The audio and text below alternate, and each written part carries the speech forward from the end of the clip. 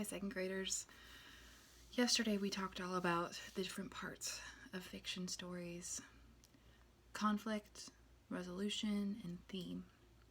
I told you that this week we're going to be talking about fairy tales and reading different fairy tales to find those different parts, and that we're going to be looking at fairy tales from different parts of the world. That depending on where a fairy tale is, the details might be different. The characters might be a little different, but there's usually the same conflict, resolution, and theme. Today, I'm going to be talking about the fairy tale of Cinderella. Cinderella is one of my favorite cartoons that I grew up watching. If you've seen the Disney Cinderella. If you haven't seen it before, you're going to get a chance today to watch it. Today I'm going to be reading a different version of Cinderella to you. This one is also from China. So yesterday I read you Lan Popo, which was the Chinese version of the Little Red Riding Hood that we know. And then today I'm reading you what's called Yeh-Shen, and it is a Cinderella story from China. I'm going to read it to you, and then I'm going to explain your assignment for today. If you've heard of the story of Cinderella before, you can already start comparing this to the story you know in your brain while I read. See if you can find the conflict. Remember, that is the problem that a character has. The resolution, how the character solves the problem or how it gets solved. And then we're also looking for themes, the message the author is trying to tell us or the lesson that can be learned. In the dim past, even before the Qin and Han dynasties, there lived a cave chief of southern China by the name of Wu. As was the custom in those days, Chief Wu had taken 2 wives. Each wife in her turn had presented Wu with a baby daughter. But one of the wives sickened and died, and not too many days after that, Chief Wu took to his bed and died too. Yeh-Shen, the little orphan, grew to girlhood in her stepmother's home. She was a bright child and lovely too, with skin as smooth as ivory and dark pools for eyes. Her stepmother was jealous of all of her beauty and goodness, for her own daughter was not pretty at all. So in her displeasure, she gave poor Yeh-Shen the heaviest and most unpleasant chores. The only friend that Yeh-Shen had to her name was a fish she caught and raised. It was a beautiful fish with golden eyes, and every day it would come out of the water and rest its head on the bank of the pond, waiting for Yeh-Shen to feed it. Stepmother gave Yeh-Shen little enough food for herself, but the orphan child always found something to share with her fish, which grew to be enormous in size.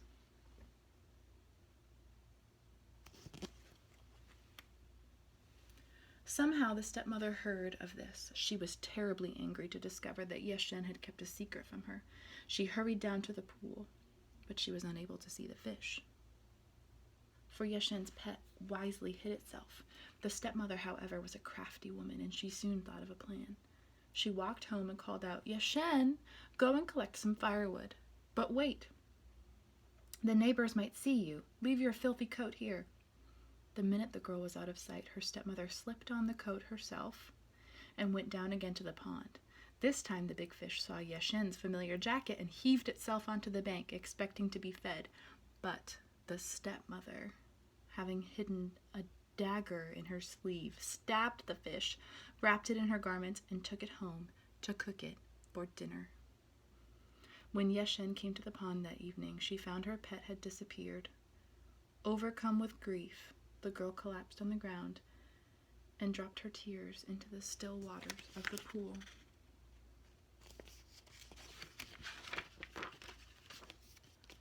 "Ah, poor child," a voice said. Yeh-Shen sat up to find a very old man looking down at her. He wore the coarsest of clothes, and his hair flowed down over his shoulders. "Kind uncle, who may you be?" Yeh-Shen asked. "That is not important, my child. All you must know is that I have been sent to tell you of the wondrous powers of your fish." "My fish? But sir," the girl's eyes filled with tears. She could not go on. The old man sighed and said, "Yes, my child, your fish is no longer alive, and I must tell you that your stepmother is once more the cause of your sorrow." Yeh-Shen gasped in horror, but the old man went on. "Let us not dwell on things that are past," he said, "for I have come bringing you a gift. Now you must listen carefully to this. The bones of your fish are filled with a powerful spirit. Whenever you are in serious need, you must kneel before them and let them know your heart's desire, but do not waste their gifts." So she can ask the bones of the fish for what she wants, or what she needs. Yeh-Shen wanted to ask the old sage many more questions, but he rose to the sky before she could utter another word. With a heavy heart, Yeh-Shen made her way to the dung heap to gather the remains of her friend. Time went by, and Yeh-Shen, who was often left alone, took comfort in speaking to the bones of her fish.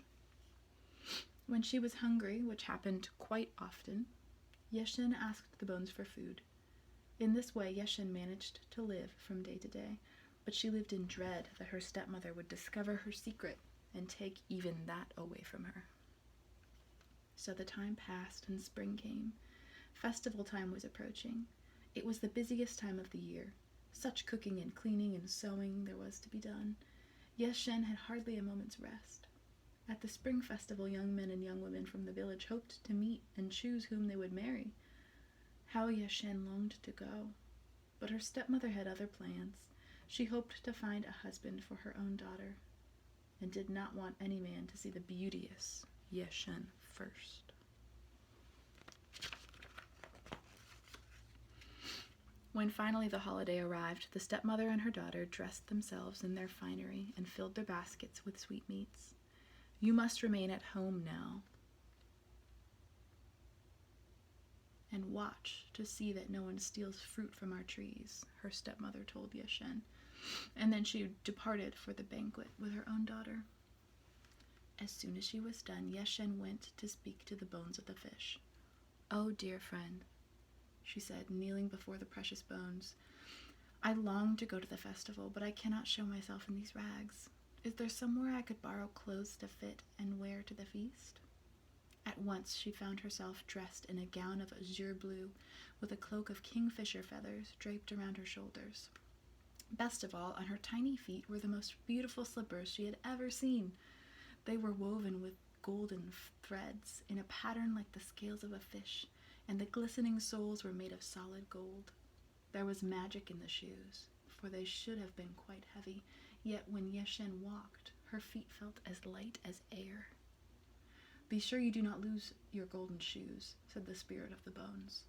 Yeh-Shen promised to be careful. Delighted with her transformation, she bid a fond farewell to the bones of her fish and slipped off in to join the merrymaking. That day, Yeh-Shen turned many a head as she appeared at the feast. All around her, people whispered, "Look at that beautiful girl. Who can she be?" This page has no words, but shows Yeh-Shen coming. People watching.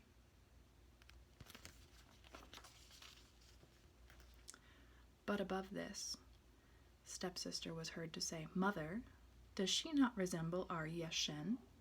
Upon hearing this, Yeh-Shen jumped up and ran off before her stepsister could look closely at her. She raced down the mountainside, and in doing so, she lost one of her golden slippers. No sooner had the shoe fallen from her foot than all her fine clothes turned to rags. Only one thing remained, a tiny golden shoe. Yeh-Shen hurried to the bones of her fish and returned the slipper, promising to find its mate, but now the bones were silent. Sadly, Yeh-Shen realized that she had lost her only friend. She hid the little shoe in her bed straw and went outside to cry. Leaning against a fruit tree, she sobbed and sobbed until she fell asleep. If you have read or seen the story of Cinderella before, you're probably noticing that the conflict is the same. A stepmother who's mistreating the main character and not letting Cinderella go to the gathering or the ball or whatever it is. The stepmother left the gathering to check on Yeh-Shen. But when she returned home, she found the girl sound asleep with her arms wrapped around a fruit tree. So thinking no more of her, the stepmother rejoined the party. Meantime, a villager had found the shoe. Recognizing its worth, he sold it to a merchant who presented it in turn to the king of the island kingdom of Tohan. The king was more than happy to accept the slipper as a gift. He was entranced by the tiny thing, which was shaped of the most precious metals, yet which made no sound when touched to stone. The more he marveled at its beauty, the more determined he became to find the woman to whom the shoe belonged. There are other things that are showing up the same as the Cinderella that I'm familiar with. Losing a shoe as she leaves the gathering. Also, the Cinderella that I'm familiar with. Oh my goodness, my phone dropped. So sorry. Hope I didn't scare you. The Cinderella I know has this beautiful ball gown, but this is set in, I think, Europe, right? Where they would wear this kind of clothes. But Yeh-Shen's garments are made of kingfisher feathers and things that would be found in this part of the world. So some details are the same with slight differences. Hopefully this phone doesn't fall again. I was going to show you this picture. Did I show you this? Read alouds with Miss Joyce. Always exciting. Am I right? A search was begun among the ladies of his own kingdom, but all who tried on the sandal found it impossibly small. Undaunted, the king ordered the search widened to include the cave women from the countryside where the slipper had been found. Since he realized it would take many years for every woman to come to his island and test her foot in the slipper, the king thought of a way to get the right woman to come forward. He ordered the sandal be placed in a pavilion by the side of the road near where it had been found, and his herald announced that the shoe was to be returned to its original owner. Then, from a nearby hiding place, the king and his men settled down to watch and wait for a woman with tiny feet to come and claim her slipper. All that day, the pavilion was crowded with cave women who had come to test a foot in the shoe. Yeh-Shen's stepmother and stepsister were among them, but not Yeh-Shen. They had told her to stay home. By the day's end, although many women had eagerly tried on the slipper, it still had not been worn. Wearily, the king continued his vigil into the night. This is the stepmother and stepsister trying on the shoe, which is obviously not going to fit them because it's not theirs. It wasn't until the blackest part of the night, while the moon hid behind a cloud, that Yeh-Shen dared to show her face at the pavilion, and even then she tiptoed timidly across the wide floor. Sinking down onto her knees, the girl in rags examined the tiny shoe. Only when she was sure that this was the missing mate to her own golden slipper did she dare pick it up. At last, she could return both little shoes to the fishbones. Surely then her beloved spirit would speak to her again. Now the king's first thought, on seeing Yeh-Shen take the precious slipper, was to throw the girl in prison as a thief. But when she turned to leave, he caught a glimpse of her face. At once the king was struck by the sweet harmony of her features, which seemed so out of keeping with the rags that she wore. It was then that he took a closer look and noticed that she walked upon the tiniest feet he had ever seen. With a wave of his hand, the king signaled that this tattered creature was to be allowed to depart with the golden slipper. Quietly, the king's men slipped off and followed her home.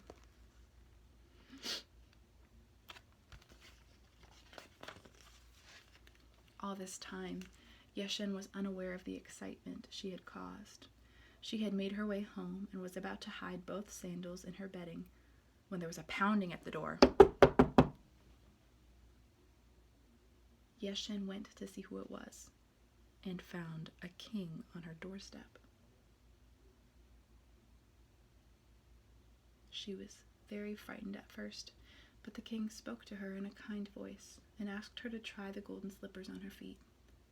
The maiden did as she was told, and as she stood in her golden shoes, her rags were transformed once more into the feathered cloak and beautiful azure gown. Her loveliness made her seem a heavenly being, and the king suddenly knew in his heart that he had found his true love. Looks like she has a fishtail. Not long after this, Yeh-Shen was married to the king, but fate was not so gentle with her stepmother and her stepsister. Since they had been so unkind to his beloved, the king would not permit Yeh-Shen to bring them to this palace. They remained in their cave home, where one day, it is said, they were crushed to death in a shower of flying stones. A lot of these old stories, these fairy tales, have kind of dark endings like that. This one was written... Let me read this to you. This was at the beginning of the book. It's the author talking about this story. This is a very old story. The author of this book... So this modern reissue, these are the original pages that the story is written on, obviously written in Chinese, so I am unable to read it.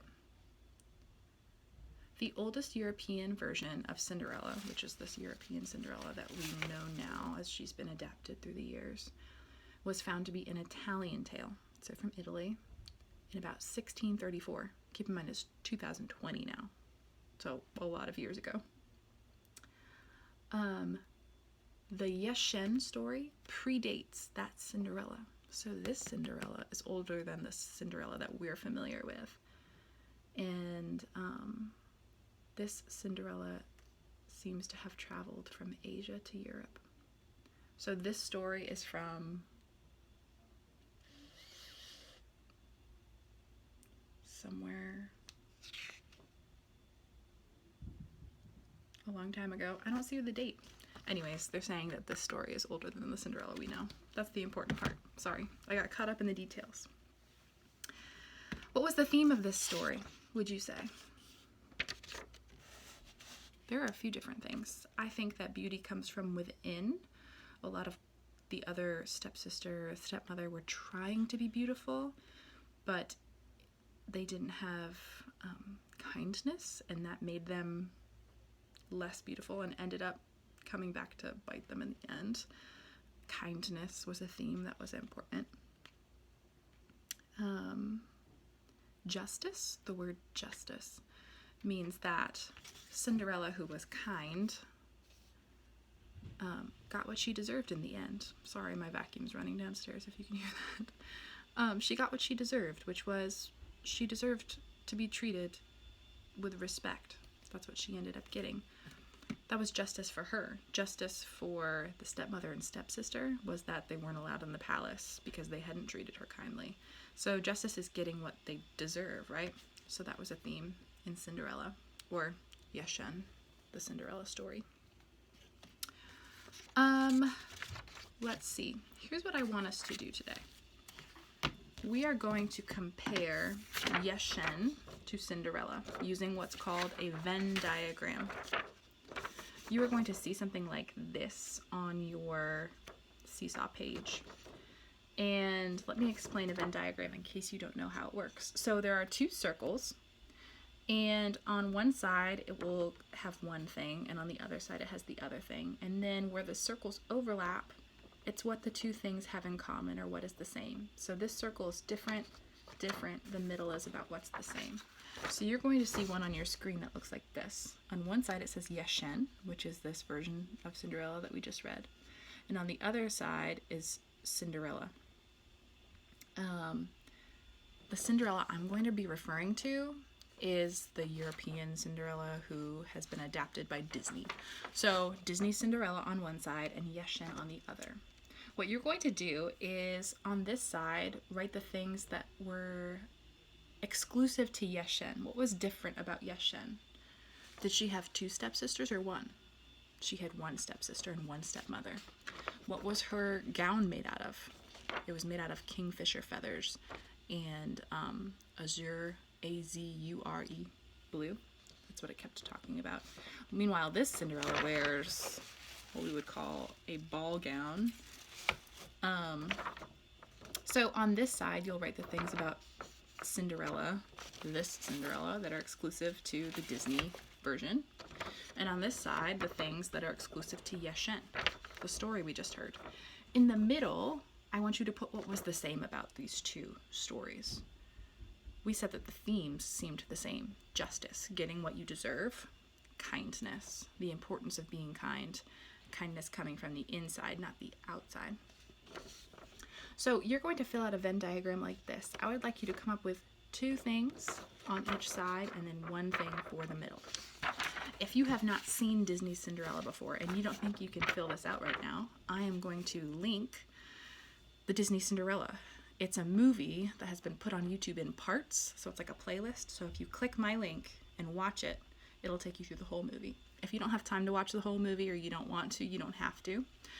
You could also listen to a story of that Cinderella that I'll put in the links as well. All right, I know this was a long lesson, but hopefully you're having fun with it. Good luck.